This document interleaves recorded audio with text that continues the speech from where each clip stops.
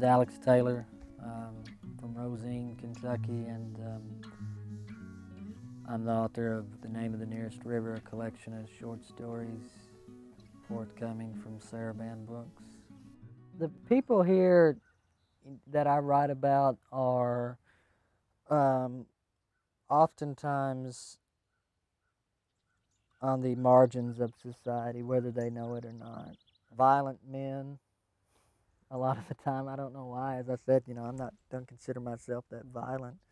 If they're ashamed of their poverty, they often react out of desperation,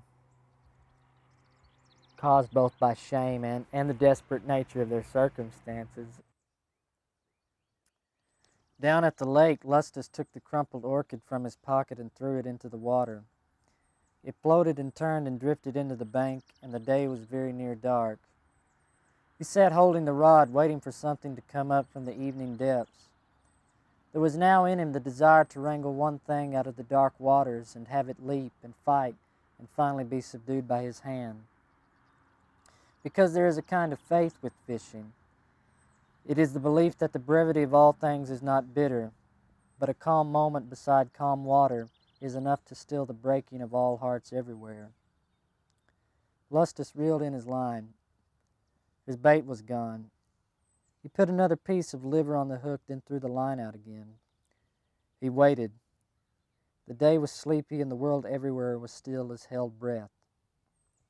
Behind him fell the sound of footsteps, of nearing folks, but he kept watching his line where it dipped into the motionless lake.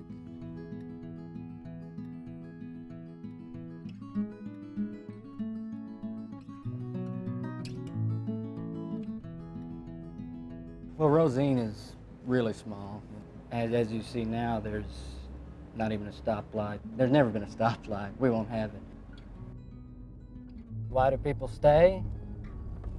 Is that what you're at? Why do people stay? Because they're loyal. Because to leave would be a sin in some ways. Because they can't get rid of the guilt that comes with leaving a place like this. People are born to the place. So how can you leave what you're born to? It's almost like you're refuting your own self if you leave.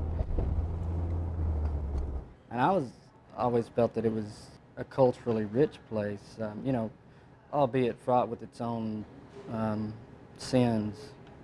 That's one thing I guess I tried to infuse my stories with is an opportunity for volition to remake the self. It's not enough simply to depend on God, I don't think. The self has to be an active participant in its own redemption. And you, of course, it goes without saying, you have to be damned before you can be saved. Now the sunken highway is still there. Drive past it someday and you'll see what it is. It is a span of concrete lost amid dirty waters, the way of all terminal journeys. And it is profitable to consider, just for a single moment, the way we settle into the want of things, and that perhaps, given the bitter nature of life, what we are really after is to be stolen from, to be beset by thieves and have all of our struggle end in bereavement. It's lesser and more ignoble things that bring most men to tears.